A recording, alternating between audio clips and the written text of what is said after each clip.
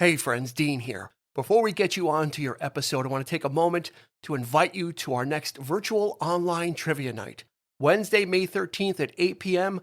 Join us either on our Facebook group or on our YouTube page for 3 rounds of fun trivia, music questions, movie questions, general knowledge questions. It'll be a fun time and a chance to win some prizes and have just a good relaxing night of some trivia at home. You don't even have to go out for it. So don't forget, Wednesday, March 13th at 8 p.m. Join us on our Facebook group or YouTube for 3 rounds of fun virtual online trivia. We'll see you there. Put on your spurs and join us as we head over to the OK Corral to talk about the 90s classic Tombstone. Isn't that a daisy? Get ready for the 3324 podcast, where lifelong friends Dean Legiro and Eric Kuber share their love of all things music and movies. Dean has directed short films and is a music trivia buff. And Eric, trained in audio engineering, brings his extensive knowledge of music and film to the conversation as they discuss, debate, and celebrate their favorite albums, films, and much more. Welcome, friends, to the 3324 podcast. Dean Legiro here with Eric Kuber. Hello. How are you, sir? Good. Yourself, sir? I'm doing well. We can't talk about a movie. It's like the new thing without bringing in the heavy guns, especially on a Western. We need the heavy. In this case, it's the posse. I like that's that. It. We need to recreate the Earp faction of Wyatt Earp, Doc Holliday, Morgan, and Virgil Earp, and we have 4 guests. There you go. I mean, 2 guests and 2 of us. So making their triumphant. I don't know how many times it is at this point, 5, 6, somewhere in there. Nick Leshi, welcome aboard. Thank you. I feel like we're the immortals. That's it. All right. And also joining us triumphantly is Sean Grady as well. Hello, Sean. Great Welcome. to be here, guys. Thanks again for having me. Always a pleasure. Thank you, guys. Yeah, thank you guys for coming. It's always fun. You can check us out on Instagram and Facebook at 3324 Podcast. Always a lot of fun information there. So join the group, join the fun. It's a lot of interesting people and a lot of great music and movie information there. So we're talking about Tombstone. I'll put it out there. When if we do favorite scenes, we get to favorite scenes. I'm just going to say it's the whole film. I agree. Yeah. This is a film that is just like, I don't know that that there are so many great scenes that I'm not sure that there are ones that are highlighted because they're all on such a great level, but we'll get to that. We will get to it. At least that's my opinion. So let's get into the stats. This film was released on Christmas Day in 1993. Budget was a meager $25 million. Not really a lot, considering the payroll of people they paid to be in this film. Yeah. The return on investment was meager at the time. This was not considered a raging success. A very odd duck at the time. It made $73.2 million back, in box office. Directed by George P. Cosmatos. Not a very prolific director. We'll talk about him a little bit. And written by Kevin Jarre or Jarre or Jar. I think it's Jar. Jar? Jarre. Maybe it's Jar. It's up on Instagram and Facebook. Let me know how to say that. Or I could put it into Google and have them just pronounce it for me, but I didn't even want to do that much. So it's fun to hear you try. Yeah, that's how, where would we be if we didn't try? Exactly. Yeah, right? That's right. Except for my failures just seem to be out. Like my Nicholson impression on Few Good. It's just my failures are out there for everyone to see. Sometimes bad impressions are good impressions. Just because. There you go. That's how I feel. It's Dean's take. Exactly. Yeah. In my mind, it sounds like it. Hey, that's all that matters. Right? So I guess American Idol is not in the cards. You can hear it. That's all that matters. That's right. I can certainly hear it among other voices and impressions in my head. So let's talk about Tombstone. One of my favorite films. It's oddly enough called a cult film. I'm not sure. Yeah, it is odd because I remember.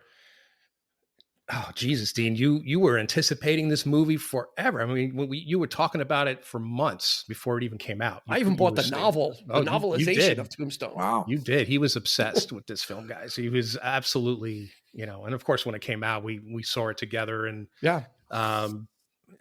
was great. It was just great. I think cult status is maybe based on the fact that it didn't do a lot at the time. and so was kind of like shuffled off to the side. But then the advent of streaming, YouTube, and clipping a lot of these great scenes kind of started to elevate it to that legendary status where from a cult standpoint, people didn't see it when it came out as much.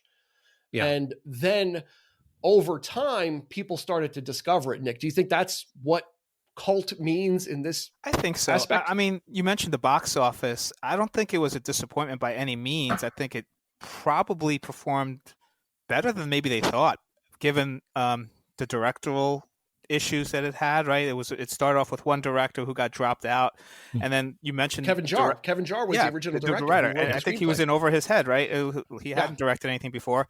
And this new director who came in, you look at it, and what a great piece of work, but then you look at his other body of work, which you mentioned wasn't that much. What was it, like a handful of other films? And I probably can't even name what those other films were. But I actually knew him from, he directed Rambo First Blood Part 2, which was like the best Rambo. So I would argue I was that. familiar with George Cosmatos because of Rambo. I think First Blood is probably better.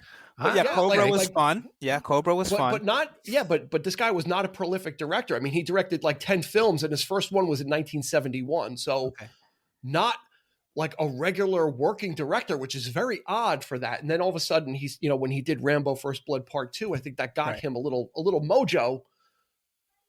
Did Cobra. He did a movie called Leviathan after that, and then this. And then there were rumors that Kurt Russell kept saying that he actually did the directing. I read something about that. So I don't know what's true and what's not. But you look at this movie, and it is visually wonderful. The performances are great.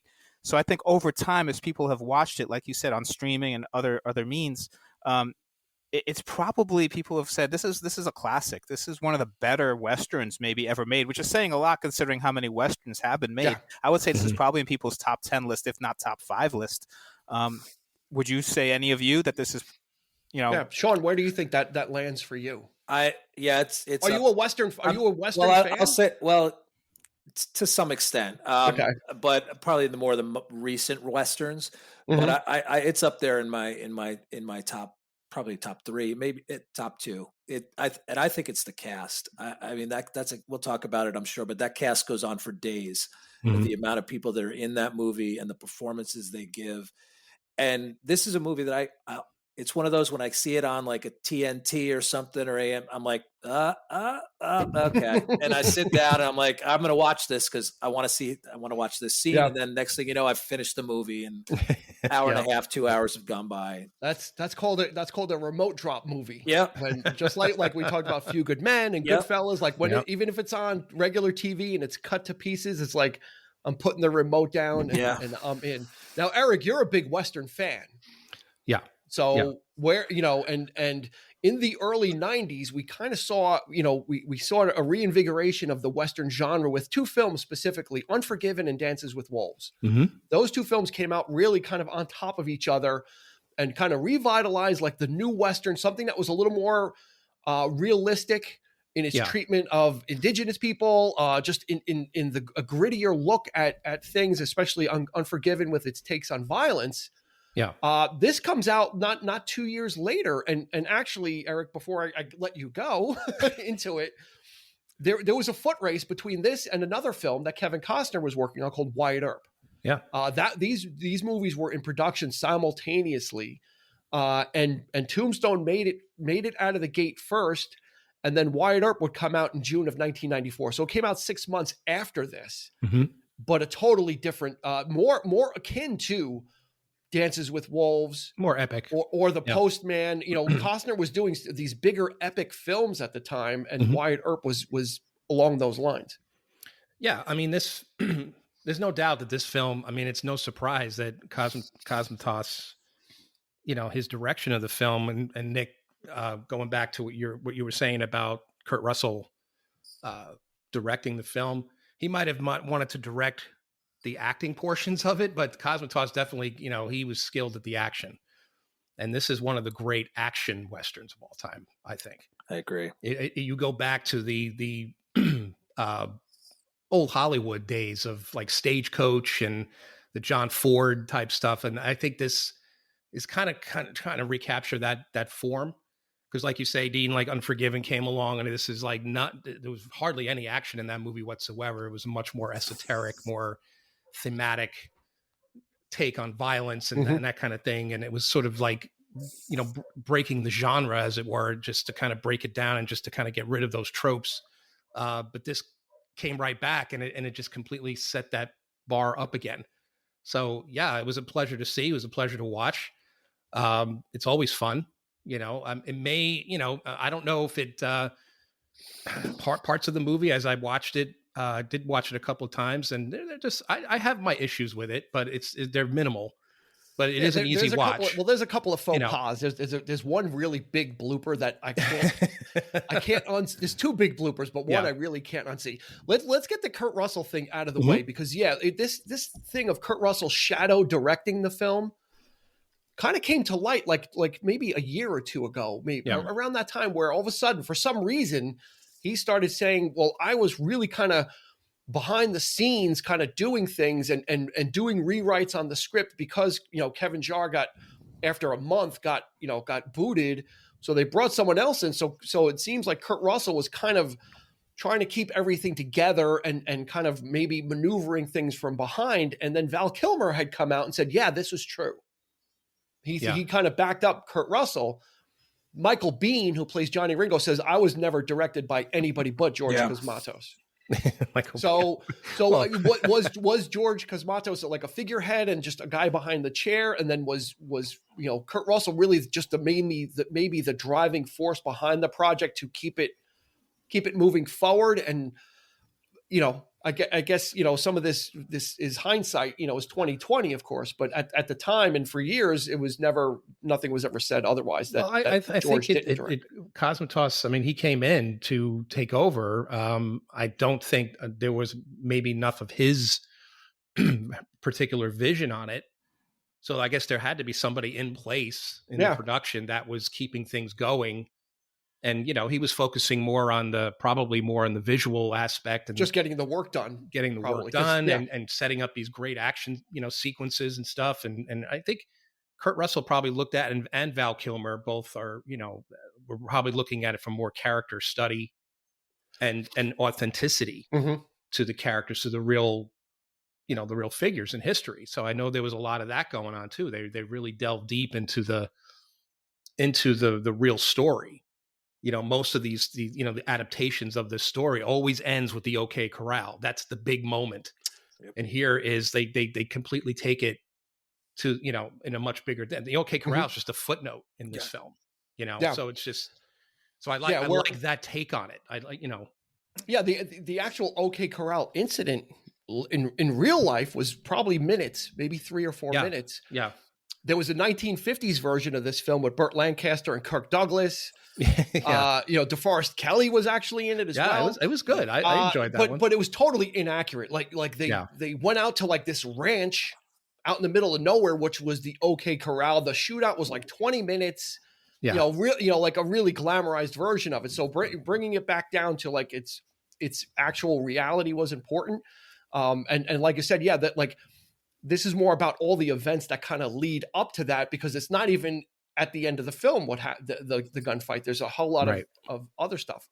All right, let's talk about the cast, because I got the feeling that someone was just going around Hollywood with a dart gun and just blowing darts and knocking people out and dragging them and saying, "You're in this film now." Yeah, because it seems like everybody, like I've never seen a movie so deep. No, with people and not even like, oh, that's a character actor like M. Emmett Walsh, and I don't know his name, but I know his face. These are all people at that time that were known, right? So we're gonna roll through. Jeez, start with the narrator, right? This is gonna take up most of this. Even Robert Mitchum. I mean, this is gonna probably take up most of the episode. It's just me going through the cast. So we won't have a lot of talking to do. So Kurt Russell, Val Kilmer, Sam Elliott, who was known for his Western work. Yeah. So that's like getting the Ringer. I don't think you can do a Western unless Sam Elliott is in it these days. That's right. And one of the things with Tombstone and one of their famous claims to fame is that all the mustaches are real. There was never in Wyatt Earp there was some fake mustaches, but in Tombstone they were all real. But if Bill you look Paxton, at a picture of Wyatt Earp, you know, his mustache went like past his chin. So yeah, you he's think got the real mustaches were tough. the handlebar mustache, which was like it was the fashion of the time. Of course. Powers Booth, Michael Biehn, Charlton Heston, Jason Priestley, John Tenney, Stephen Lang, Thomas Hayden Church, Dana Delaney, Paula Malcolmson, who would go on to be in Deadwood as Trixie. Yeah. So she really wasn't known here. Dana Wheeler Nicholson, who was a kind of an up and coming actress at that time. Joanna Pacula, who was very prolific at the time. Michael Rooker, who would become Yondu in the Marvel universe. Harry Carey Jr., Billy Bob Thornton in a small role, and he's barely recognizable because he was a little bit heavier. Johnny Tyler.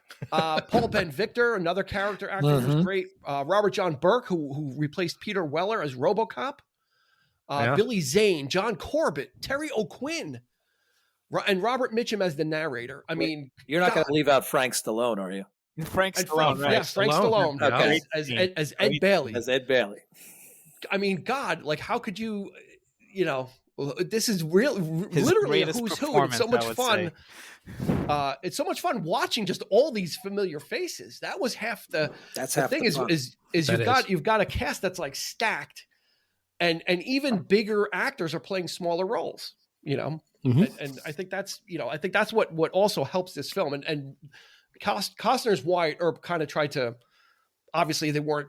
You know, they're filming at the same time, but they tried to go deep with their cast as well. But I think this is a better cast. Yeah, absolutely. I think so. Even though I think, and this is probably one of my pet peeves, one of my problems with the film is that some of these actors are terribly underused. Like Sam Elliott, in my opinion, should have had a much bigger role. Charlton Heston, I mean, come on, he's barely in it.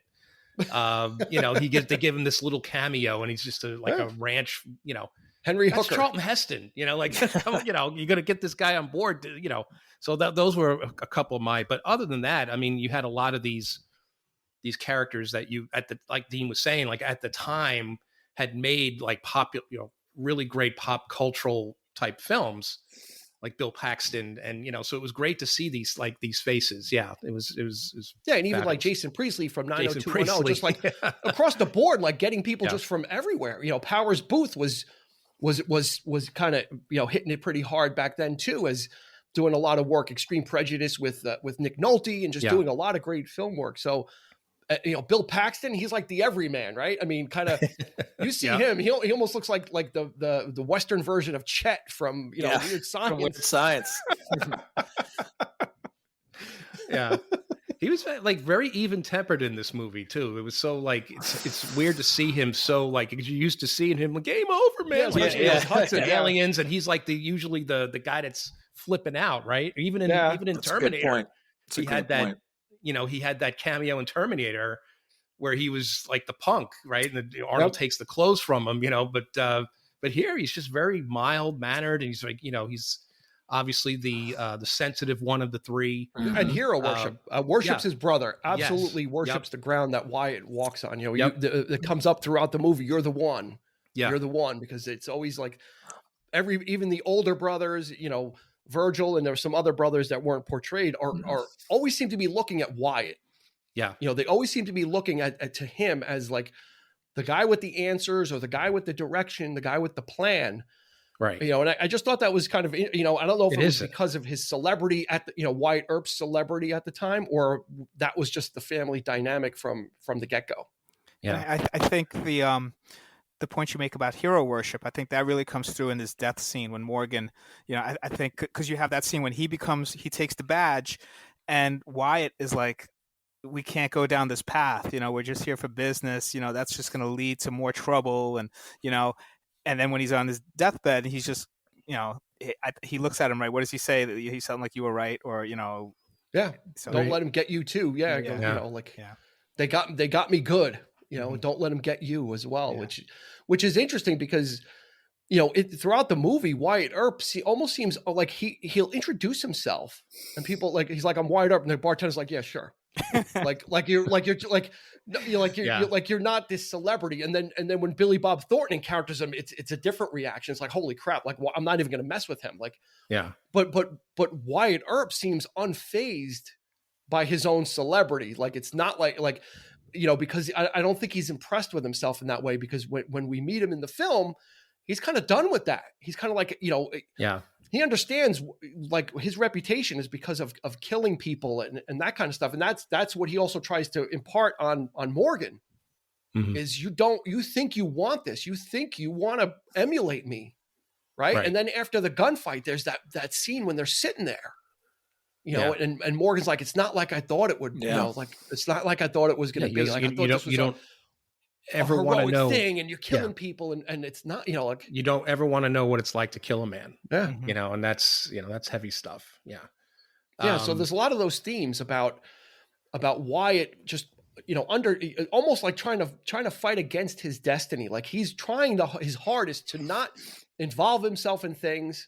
He knows that the cowboys are no good, right? There's the great scene in the first scene when Wyatt's dealing faro and all the cowboys come in, right? We've got the, you know, with Michael Bean and the Latin Johnny. scene. You know, we don't want trouble in any language. Yeah.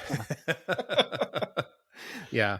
That's a killer scene. And oh my God, the absolute, the eye staring, you know, just the duel of eyes, you know, between Val Kilmer and Michael Biehn in that scene is just fantastic. You can't get any more tense than that. And they picked the two guys that were, you know, probably not that familiar with the Western genre per se. I mean, I don't know. I mean, but they nailed it. They nailed that, you know, that old school, like, stuff, right? You know, the two guys in the street, you know, they were ready to do it right then and there. And it's just, you know, the building of the tension. And that's why he had that gun underneath, right? Because he said, something's going to happen. I'm ready. You know, he's always got the backup. Yeah. Now, in that scene, there's a lot of Latin that's being spoken. Yeah.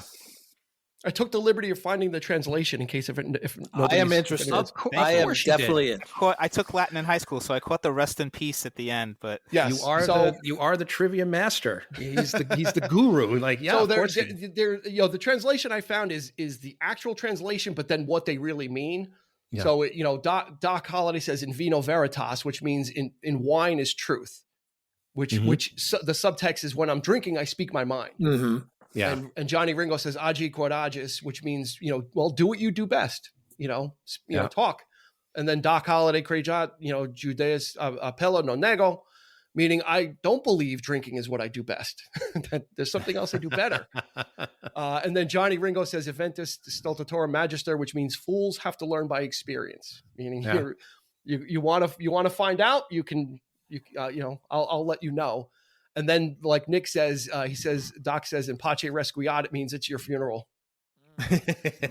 So basically saying, you know, they're kind of, you know, having the subtext of, you know, drinking is not the only thing I do. And, you know, and Johnny Ringo said, well, I can teach you if you think you're the best. And then, you know, and then Doc says it's so funny that you have this long extended and they just kept it going. And obviously they're both very educated. And then now I really hate him. But then Holiday comes around and he says, "You're no Daisy," which of course translates that you're not special, right? You suck at this, you know, like you know.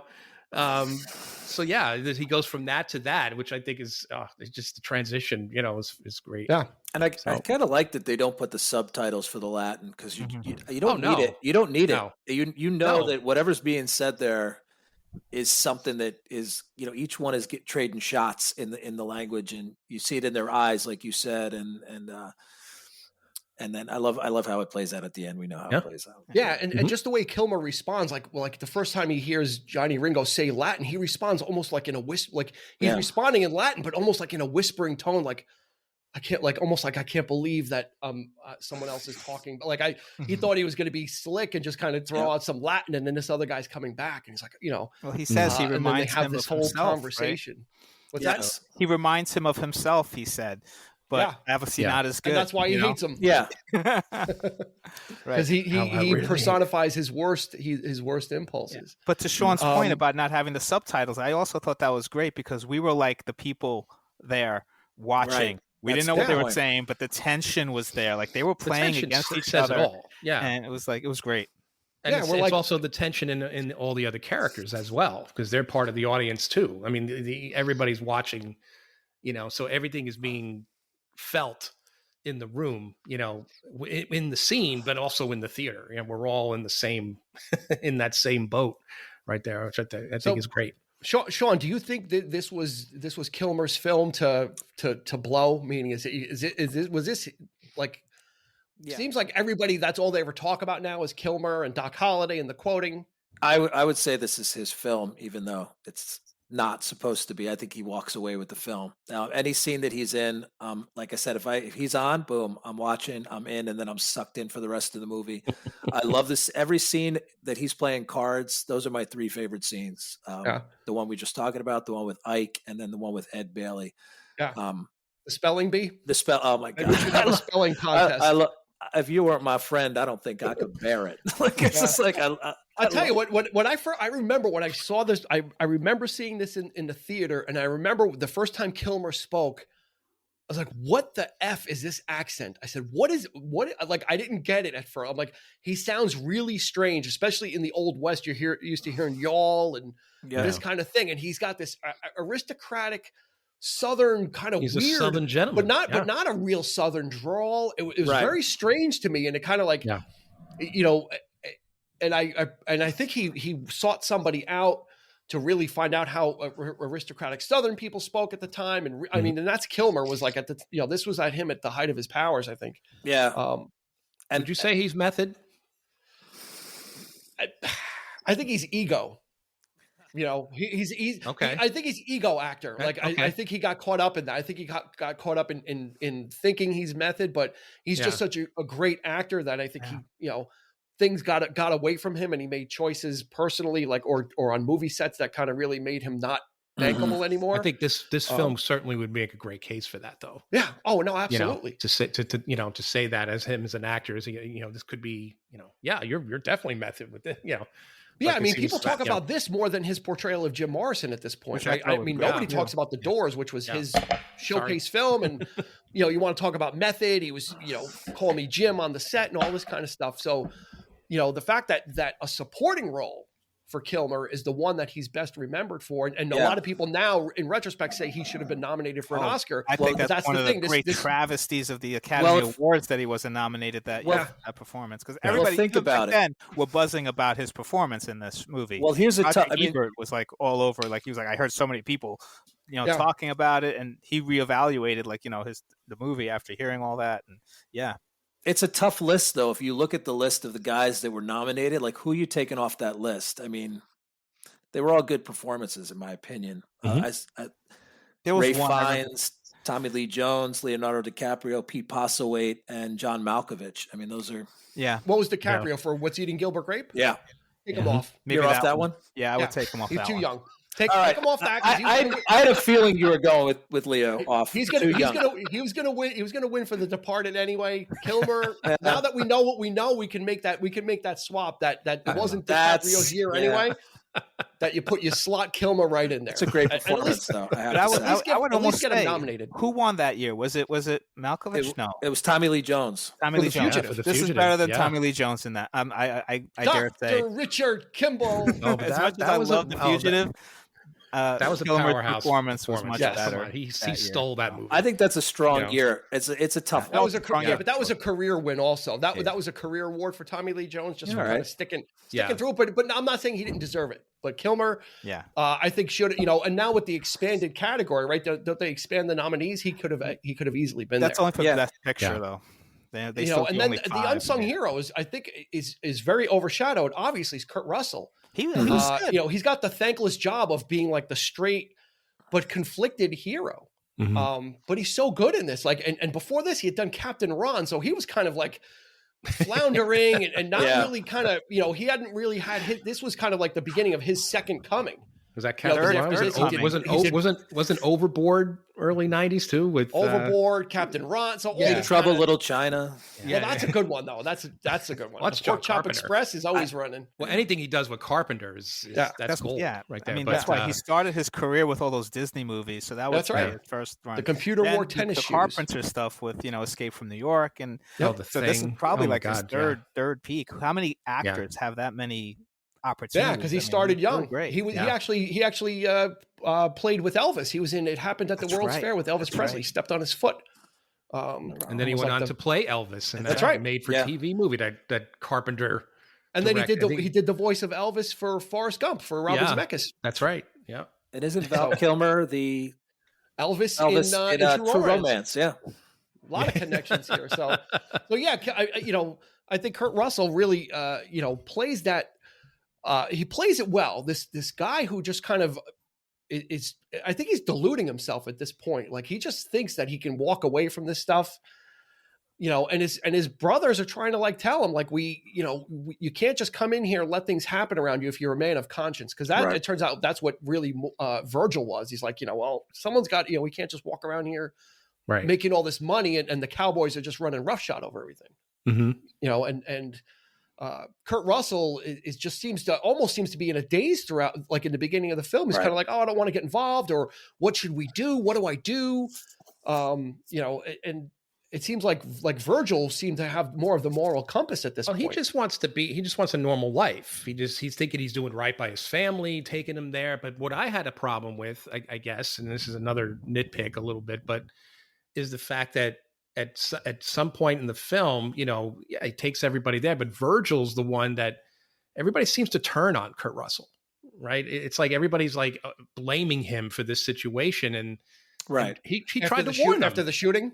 Yeah, he tried to warn them. Like look, let's not get involved. Whatever. We're here to make money and live our lives and this and that. And Virgil, like it's surprising to me that Virgil wouldn't know this of him. Like what the hell kind of town is this? Like he didn't know what Tombstone was all about. Like he was a lawman at one point too in his career. You got liquor hostesses all up and down Allen Street. Like he didn't know. Like it's like he's so naive. It seems like in that, and then like all of a sudden he's this big moral guy, and it's like he should have known. This was the situation. So I had a little bit of a issue with that. I mean, he might have portrayed it as a boom camp and it's up and coming and it doesn't have these types of problems. So we can kind of get here to it's not like Dodge City where it's this big town and big city. They can go already to Tombstone corrupt. Kind of like when people first started going to Florida, it was like there wasn't a lot of people there and things were cheap, right? Things were cheap and you can get stuff. And I think that's what Tombstone was, is it was this small town, it was a mining camp, so we can go there, make some money and fly under the radar. And obviously that violence, that was what was always fascinating about the West for me was, America was coming of age, and on the East you had some semblance of law and order and kind of society. Mm-hmm. But then the other half of the country was just like even lawmen, Wyatt Earp ran prostitutes in parts of his life, was a preacher, did all these different things. So there's not blacks and whites. There's just all different shades of grays. Yeah. Yeah. Which of course is depicted in Costner's version. I think he goes through that whole story there of him. Of drinking and it's almost as if, when you meet Kurt Russell, it's like almost like it's like the sequel or something. Like it's like we get to this point in Tombstone where Costner could have taken that part of his life, and this movie could have been just picked up from it, picked up from there. Exactly. Because you already know that he's been through all that. And maybe that's why he's kind of, desensitized to the whole, like the corruption, right? But he's just trying to like work his way through. I'm going to make some money. Mm-hmm. I want to do what I want to do.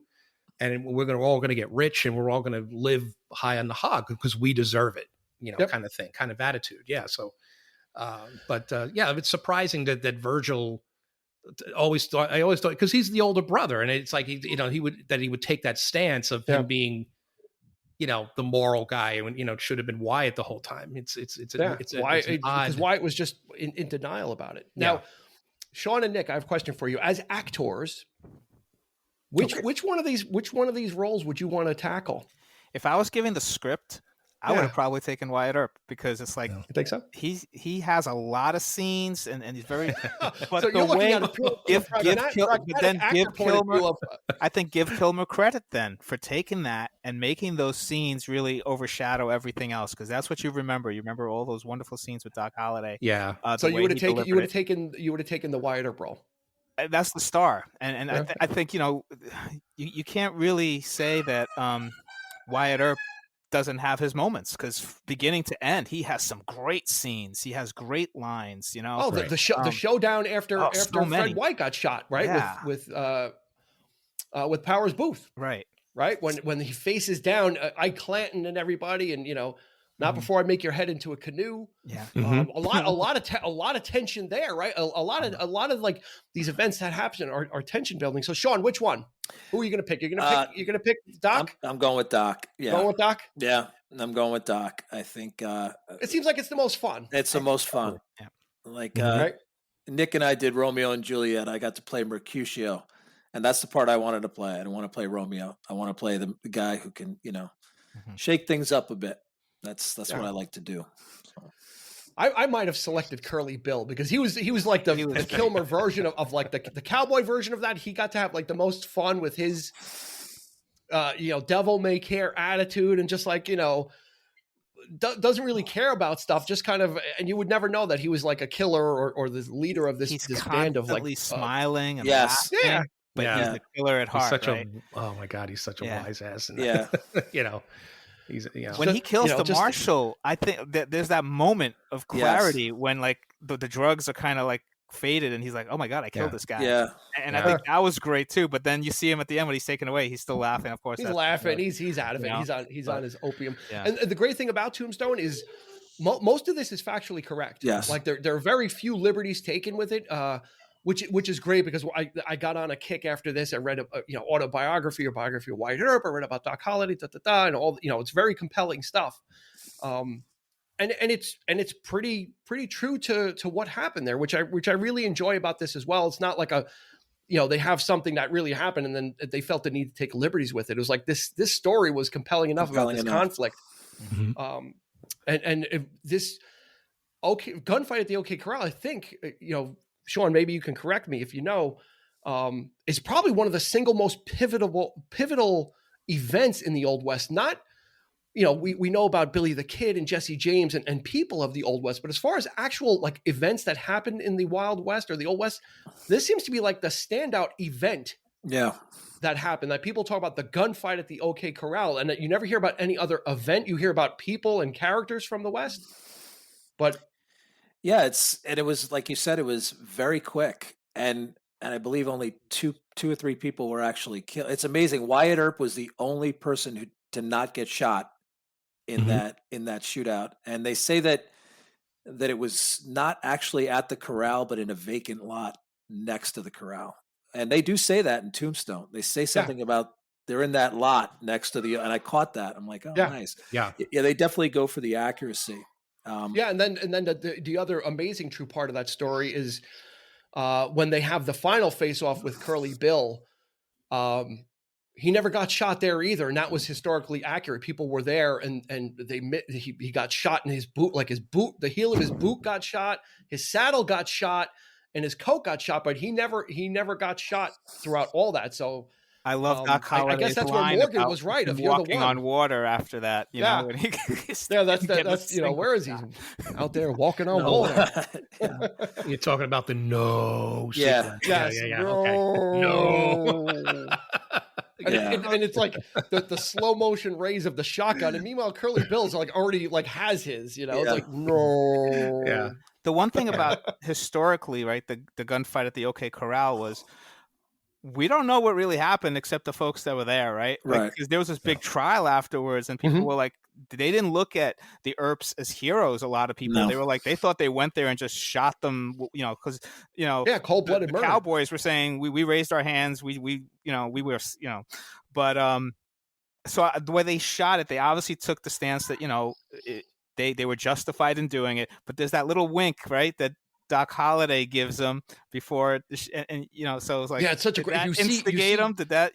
So I like how they balanced it a little bit. You see Thomas Hayden Church's face drop, and Wyatt Earp was able to read that. He's like, oh my God, like that line. Like it wasn't about who's going to draw first. He was able to read people, and he knew that at that point, there's no turning back. He was past the point of no return. Yeah. And then Doc Holliday just lit him up. I mean, they put so many bullets into him that when he fell into the hay, wow. It just like that was one of the things though of Kilmer, like, you know, shot like 18 bullets out of 2 6 shooters, but you know, Yeah. that's like Well, it's that Cagneism. classic, you know, Yeah. that classic thing. They had to throw that in there. Cagneism of the gun that never runs out. So. Yeah. Yeah, it's just you know, and getting back to the cast, you know, there's so many great performances as well. It's easy to talk about. We could spend probably a show talking just about Kilmer, but you had Michael Biehn as Johnny Ringo. Awesome. You know, again, very under and like Eric's who I would have liked. Gripe is these people were underused, but when you've got people like, that's not a bad problem to have. If you've got a cast like this, you're probably getting the best out of them, and they're not on long enough to really wear out their welcome. So every scene that Michael Biehn is in is really impactful. He really gives it like his all. And at the time he wasn't a lead actor, but he was much more than what this was, which is kind of like a glorified cameo. Yeah. I mean, the references, and it's interesting to note that there's a lot of biblical references in this film. You know, even then, like when he says, "Oh, he's walking on water," it's meant to be callous, but it's just that ongoing thing. And then Ringo is constantly quoting the Bible, and he knows the Bible chapter and verse, and of course the Latin. That would have been a great part to play. That ain't what he said at all. You're wretch. So cold, and so and when he shoots the priest in the head, and he's just so cold about it, and he's just, you know, he's not, you know, he doesn't take any pleasure from it, and the whole. When they describe his character, you know, when they say that, you know, he wants revenge for being born, that gives you chills. That's like, man, this is you know. Or when they're in the saloon, or, you know, watching the show, right, and they're talking about the deal with the devil, and Curly Bill's like, hey, would you take that? You know, would you do that or whatever? And he's like, I already done it.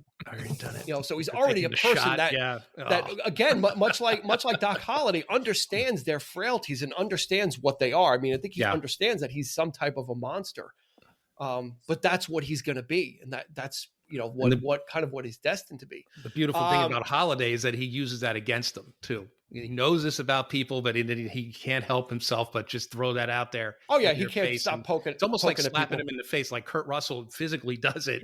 But he does it verbally to these guys. It's just because he knows it's going to get a rise out of him. Billy Bob Thornton gets the receiving end of skin that smoke wagon and go to work. I love the term, and not like smoke wagon. You can just picture like a gun and firing and smoke. You know, like such glamorous wordplay. You like skin that smoke wagon and go to work. Well, not only him, but that poor bastard. You know, and then the horse when he's pulling the horse off the train, and he's just like, you don't even see the guy's face. He's, you know, because he's shot from behind. Hurts, don't it? It just hurts. And it just takes the rope, the knot in the rope, and just hits him. Oh man, there's a lot of slapping going on too, because that Wyatt Earp doesn't take any shit. He's no pushover. I mean, he's a tough guy, you know, like tough as nails. But he kind of wants to keep that kind of tucked in. But when it comes down to it, like with Johnny Tyler, or we got to talk about Stephen Lang. Clanton.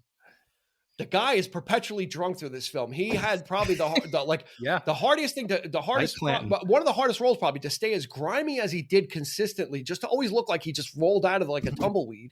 Mm-hmm. And always in like a state of like glassy eyed, his eyes were always red, inebriated or hung over. He always had like a look of just like, this guy's like on a permanent bender. And kudos, such a you know, a balancing act of cowardice and then and like bravado, like after the fact. And you grow to like love to hate him. It's like, oh my God, like how does somebody just not shoot him? Right. Just on principle of being a coward, you know. It's like, you know, during the showdown with Wyatt Earp, he's like, no, you know, he'll kill me. and then once all that, you know, kind of subsides, he goes, I'll see you soon. Yeah. Like he's making threats. Like he could. That didn't stop him. I'll so many moments where Kurt Russell could have killed him, right? Yeah. And he lets him go every time. Such a weasel.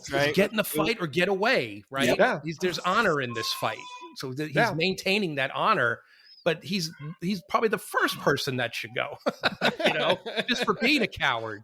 Because they should have just been shot back in the day for being a coward, right? I mean, that was a thing. And he's the guy that makes it for the time being. You know, like he's the one guy that gets away, but then he gets shot 2 years later. But you wanted to see him get his comeuppance, and you don't get it. Yeah, he throws his sash away, and that, like for me, I was like, that's not going to release you. That's a cop out. I'm gonna take a free shot since we're out on the open range. Who's gonna know? You just take a pot shot. You might hit him. Right in the back of the head, man. That's It wouldn't have hurt, And then at that iconic scene at the train station, right when they go to kill everybody, they're gonna kill Virgil.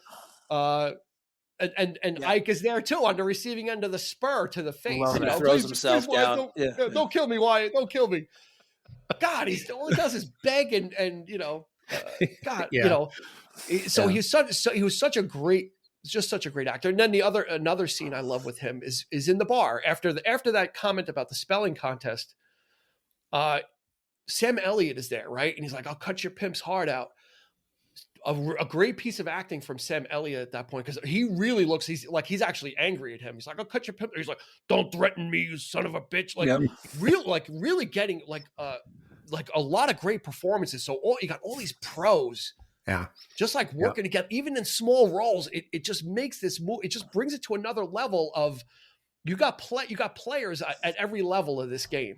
There's not a bad role in this movie. Like, I'd play anything. Like, when you ask, like, what would you play? Like, just to be a part of that, and the ensemble, like, every scene is great. Like, you could see everybody's putting 1,000% into those performances, and there's not a weak link in that entire movie. I mean, even Jason was saying, right, like about how some of these roles, maybe these actors maybe were underutilized, like I was going to say Burt Lancaster, but Charlton Heston, Jason Priestley. They're small roles, but even they have like interesting lines. Even they are memorable, I think, afterwards. Yeah, I'd love to have seen more of. I was just about to say that they do have their moments. Yep. Like even Jason Priestley probably jumped at the chance to play the quote unquote sensitive guy, right? Like sister boy, sister boy, Billy Nilly, but he was probably like, and he was really, he's like the sex symbol, right? The young sex symbol of the day at the time, yeah.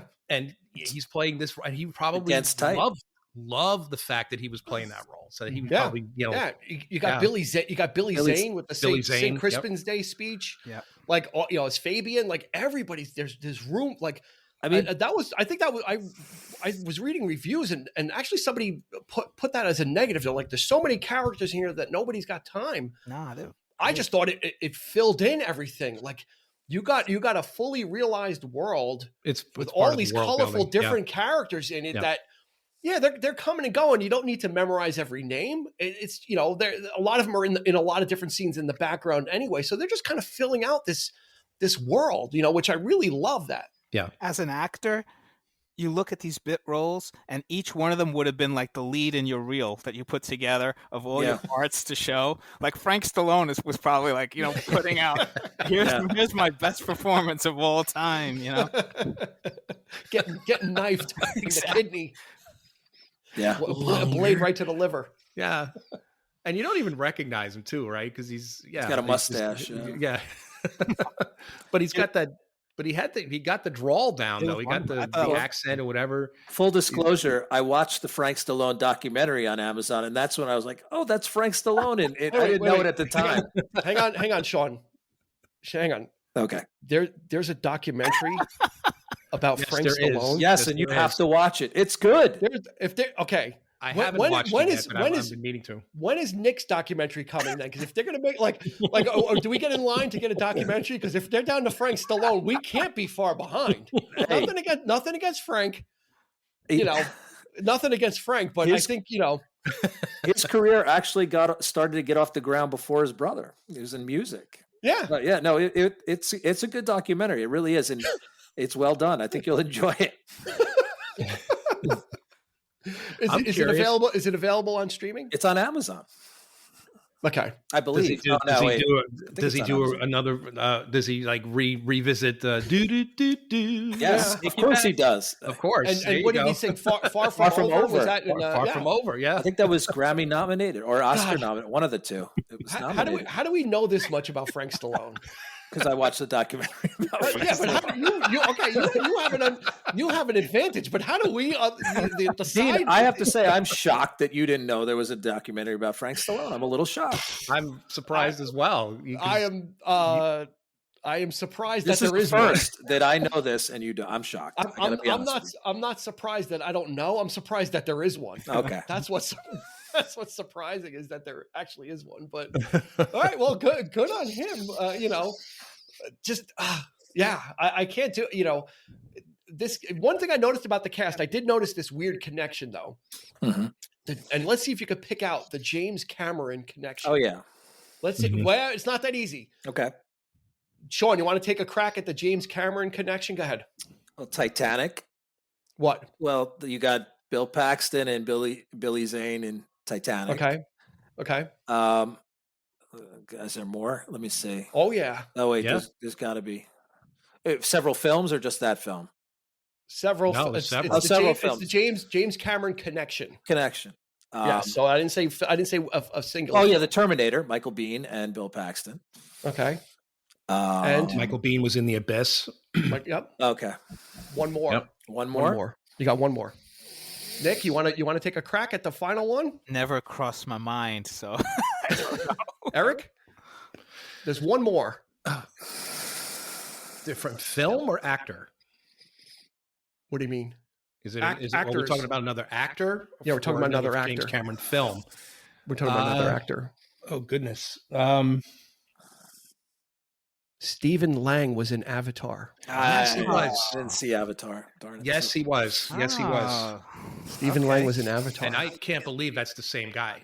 Yeah. honestly. Oh, it doesn't look anything like it. Right. So there's four actors, oddly enough, in this film worked with before or would go on to work with James Cameron. I don't know what that means, if it means anything, but I've got useless information. But that makes up for the Frank No, Stallone. it's miss. always I cool think to- I just kind of made up for the Frank Stallone thing there you go. quite easily, quite There you handily go. with this. Dean had to come up with something. So, So in talking about this film, it came out in '93. And I I think about it a lot when I think about films. And I think about the current state of films and just, I don't know. I'll put the question out there. Was the '90s, I keep saying it, like, was it the second golden age of film? Nick, I wouldn't you say were shaking your head no. I was You were shaking your head because no. I would not say it's the second golden age. There's been movies have been around for 100 years. The 30s were excellent. 50s had some great movies. The 60s were probably the second golden age, probably. You think so? And then the 70s had some great films. I love the 80s, so I would lump a lot of great movies from the 80s. The 90s were excellent, but to say it was maybe like the second golden age, I don't know. I mean, that's saying Sean? a lot. How about the last golden age? I Okay. would go that far. Yeah, I would say the last Okay, golden age. I'll buy the last gold. That's yeah. good. Because I think there was just a time, the '90s were still that time where you had big budget epic films that you really don't see anymore. You had comedies, but you still had, Hoffman, Nicholson, De Niro, Pacino doing really quality work, like probably the last best work of their careers in that Right. time. And then you had that second class coming up of Brad Pitt, Edward Norton, Affleck and Matt Damon and Christian Bale. And I think you just had this fertile ground for, and you had, a lot of independent films being made, but they would catch on and be popular. Whereas nowadays, because of streaming, everything is so fragmented that you don't know what to watch. Right? Yeah. You don't, you might miss something because it's on like Hulu and you might not think, oh, it's not a big film. But back in the '90s was like that last era of going to the movies for this kind of stuff, because before everything kind of exploded into fragmentation. And that's maybe why, like, I think that of the '90s as like that, Sean put it better, like that last era, era of film. I buy that. That's absolutely correct. You buy that? Yeah, I think so. Because I buy that for $1. Boom. Yeah, I mean, Nick, did you see this in the theater? I didn't.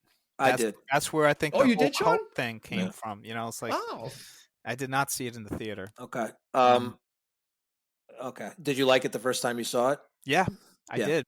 It's the kind of movie where it's over 2 hours, I believe. Yes. It doesn't feel it. No. It feels like a 90-minute movie, Yes. scene after scene. And that's why I think a lot of people were buzzing about the Kevin Costner version at the time, right? And people were like, that's going to be the big hit. That's going to be the epic. And that feels like a 3-hour, 5-hour, yeah. that It's definitely feels it, that is definitely the Lawrence of Arabia version of the Wyatt Earp story. But yeah, Wyatt Earp is in the Costner version definitely played as more of a sour person, very, very much jaded, very almost unlikable in a lot of aspects. But the fragments of the film are the same. Now, what about let's talk about? I think we need to talk about the portrayal of women in this, because you've got one female character that really was kind of, even for the time, and Josephine Marcus, who would become Wyatt Earp's wife, was all those things at that time. Again, very true to her character, but at that time, that was unheard of for a woman to be as forward or as quote unquote modern thinking, at the time, because you saw the other wives were kind of more right. Homebody. They went home, they did this, and they were kind of, and then Wyatt's wife was just totally out of it. Historically, I mean, was it his? Because I know he was married to somebody who died. So his common law wife, right? I was a little disturbed. I remember the first time seeing it. I'm like, you have a wife who's kind of not all there, has some issues with the dependency on that opium drug, whatever it was, laudanum. Right? Yeah, and which they still make, believe it or not. Yeah, and so he was being tempted by this, actress, and the chemistry was great. Dana Delaney and Russell, really, I thought that worked really great. But if you didn't know it at the very end of the movie, you're like, okay, he left his wife, but then you hear that she died right after, and that's when he was like, okay, I'm gonna go pursue my bliss and follow Doc's advice on his deathbed, So I thought that was great. I think men were, I think the whole nature of relationships was a little more loosey goosey back then as well. Again, especially because in the beginning there's a kind of an allusion to that, where when they're all meeting each other's wives, and it's like, oh, where'd you find her? Oh, same place you found yours, like, because they were all probably prostitutes or hostesses. Prostitute, yeah. Virgil's definitely was a hostess, we'll say. They made honest women out of them, I guess, right? Or attempted to.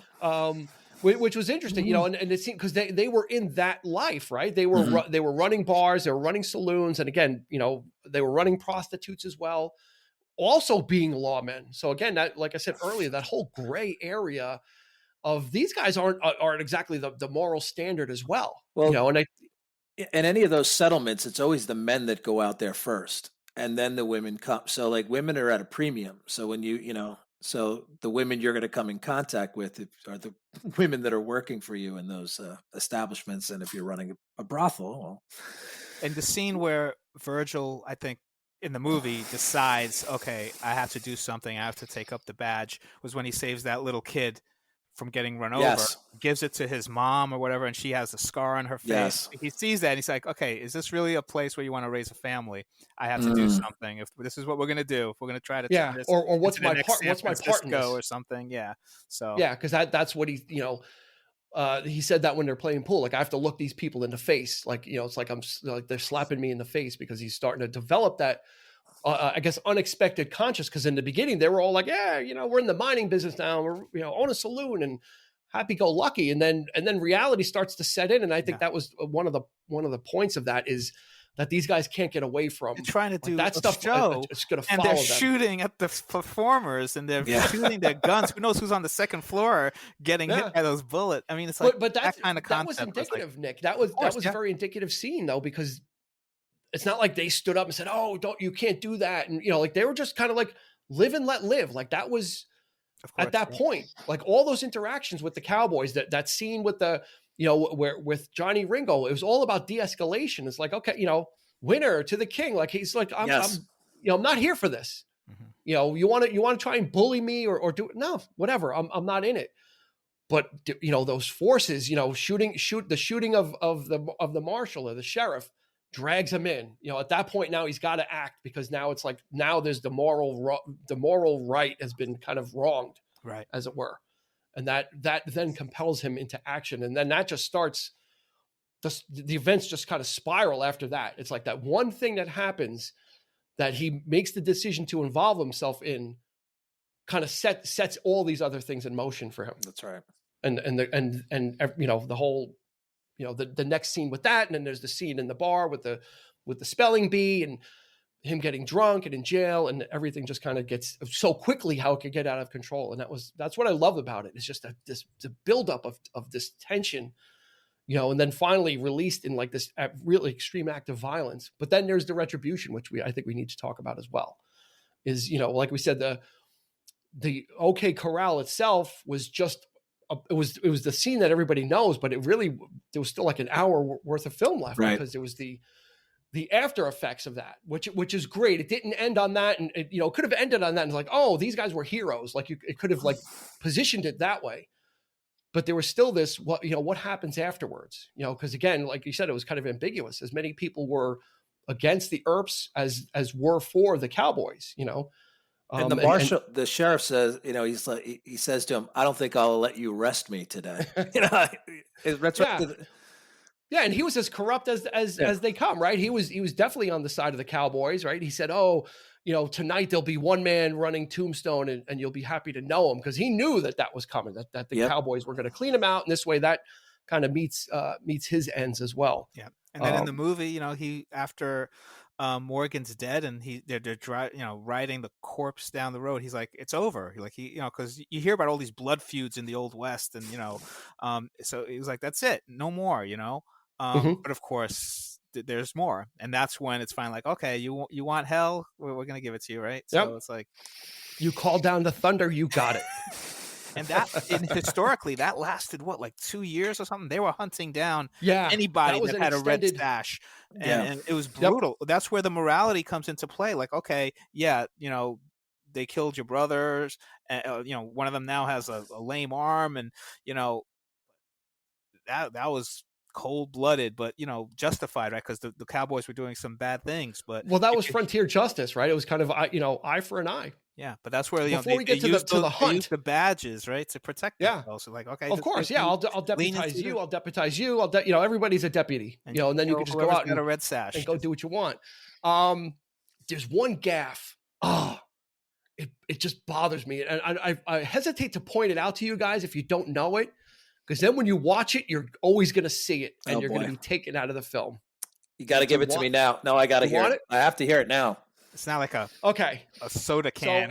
So Morgan gets shot in the back, right? And he's laying on the pool table. Yeah. There's two parts, right? So Morgan passes away, and there's a scene where Wyatt turns around and his hands are all bloody. Yes. Right.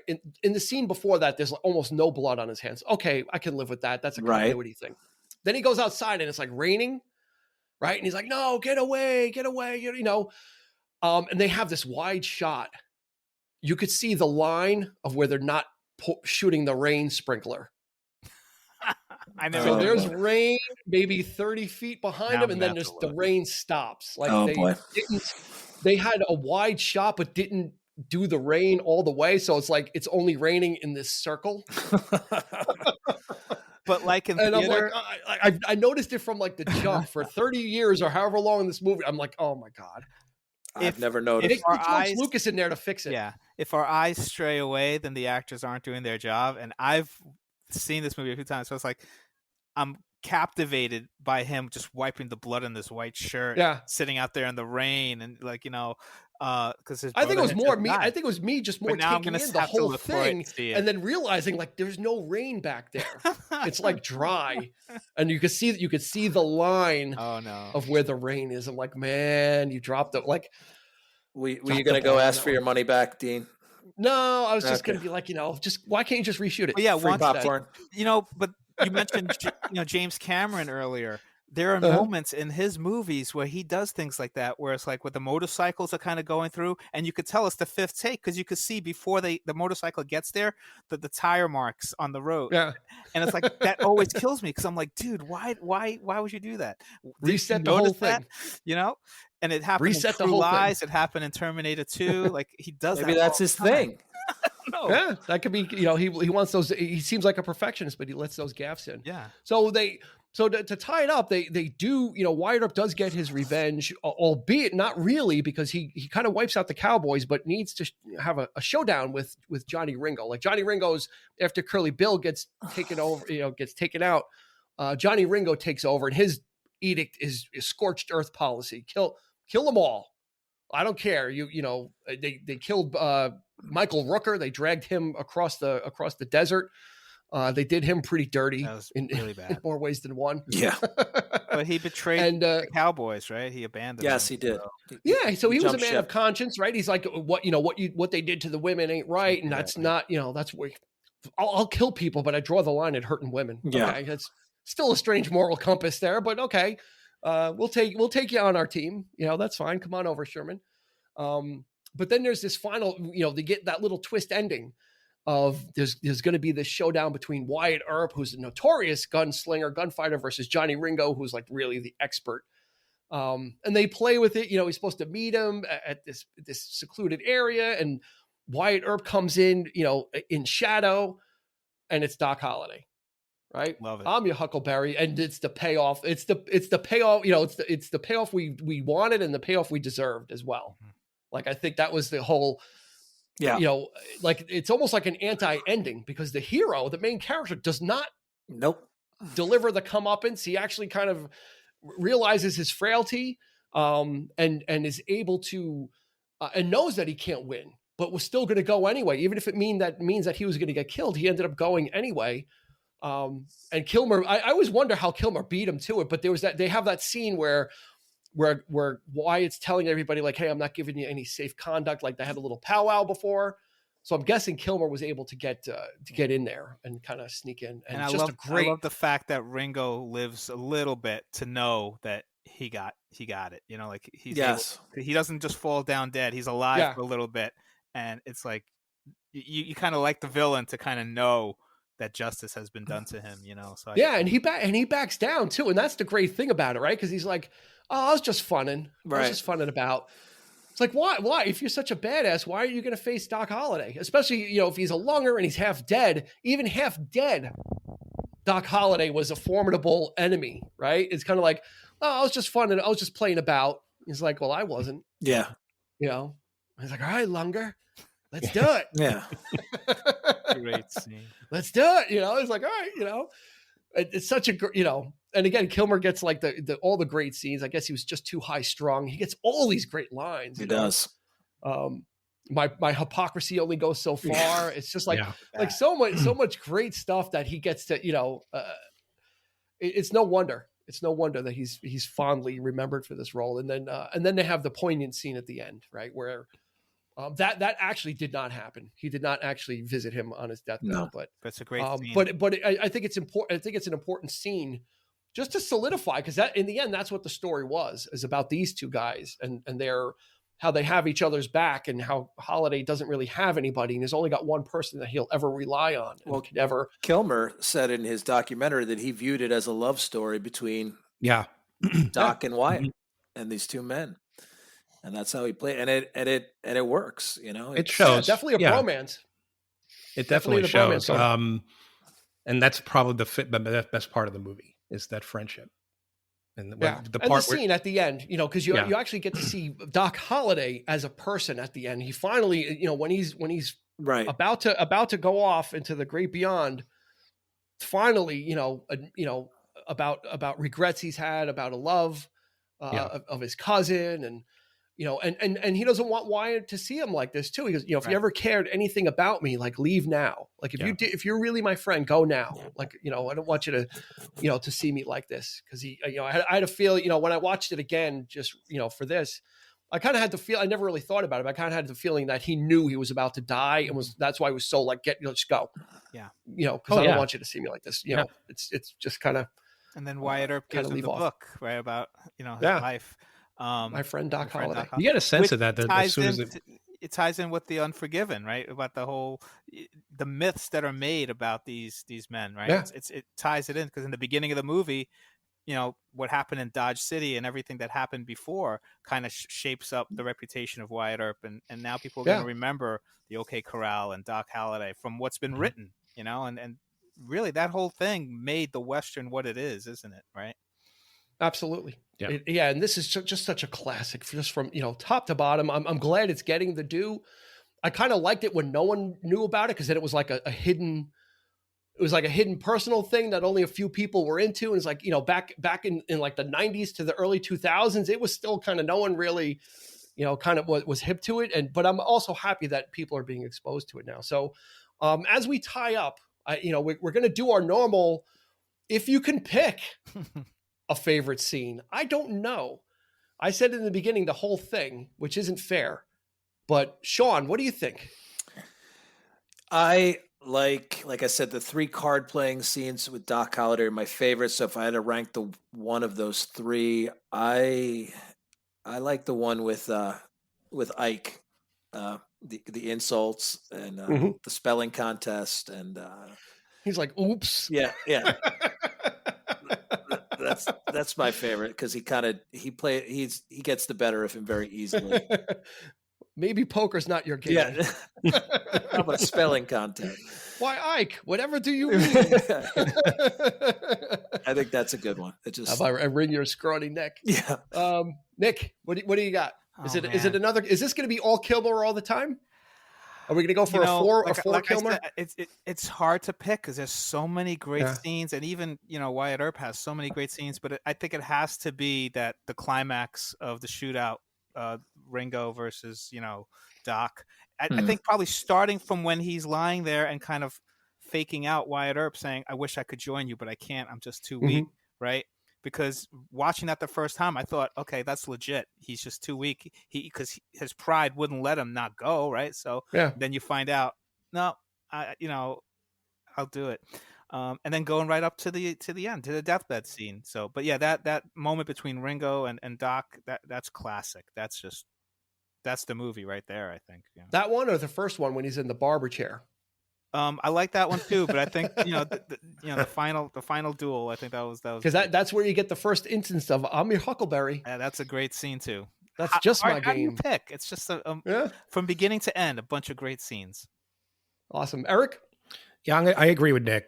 That whole arc with the friendship between Wyatt and Doc.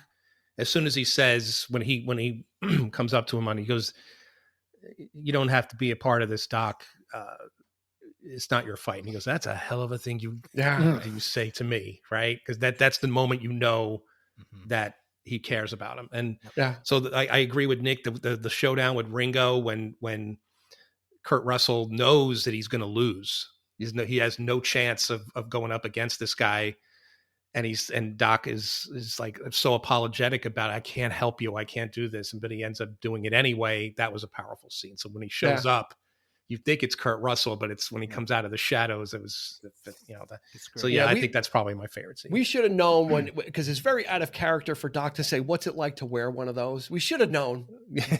Yeah. Right. Because there's the hypocrisy, right? There's like, what's it like to wear one of those? Like really, like all of a sudden, if I you know what, Nick, you stole one, and Eric, you stole one. So I love the scene in the run up to the OK Corral, right? Like Eric was saying, where they're trying to figure out what to do. Once the liquor wears off, they'll lose interest. And Sam Elliott's, Morgan, Virgil's like, no, like it doesn't make a difference. They're breaking the law. Right. So now, and this is one of those scenes where it comes down to what do we want to do versus what is right? Like, what are we supposed to do? And that's where Kurt Russell was finally stopped pulling against it.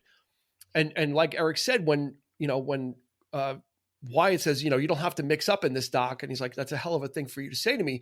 They cut back to Wyatt, and he has like a look on his face, like almost like he's lost. Like he doesn't know what the right answer is. He doesn't know what to do. He's trying to not get someone involved, but everybody else, it seems to know what the answer is except for him.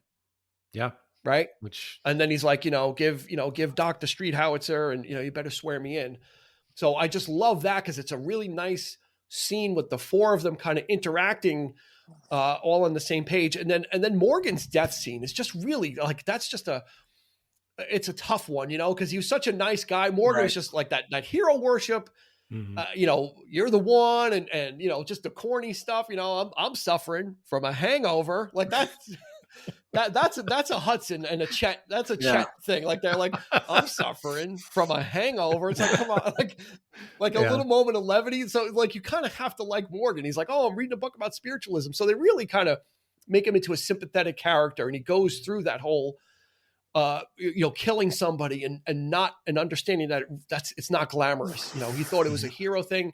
So when he dies at the end and he's like, you're right, I can't see anything, because they talked about seeing a light. Yeah, I love that part.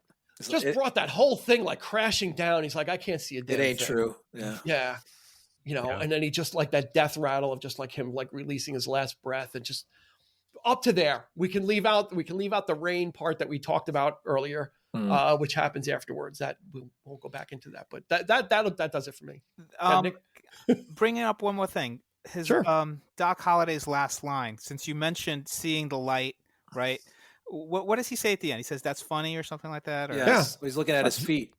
Yeah, that's funny. Right? But I was also wondering then if that was like his death moment, and maybe he was also seeing the light, so it didn't come to me till later, but I was wondering if that was kind of a cheesy way for them. Absolutely, because he's very observant, right? He was absolutely very observant about funny. things. I was like, so yeah, he's like, oh, that's funny, and then I think he would know that. His feet kind of like why his feet, because like he is not wearing shoes, but he would know he's in bed. He's not wearing shoes, so I was wondering then if he saw the light. So yeah, I think so. Again, it was about all these characters, different types of redemption arcs. Doc about being a better person, and about his friendship, and Wyatt just figuring out what he wants, and So yeah, just a great, and it's true. It's all true. That's the great thing about this film. It's a true story, and it took place. And oddly enough, Wyatt Earp, to really kind of bring it into the forefront, he died in 1929. Right. He lived a long time. He saw movies made about it, yes. Yeah. Like the weird thing about it, the thing that really blows my mind away, and I say it to my dad a lot, I'll go to my dad, I'm like, listen, you were born 6 years after Wyatt Earp died. Yeah.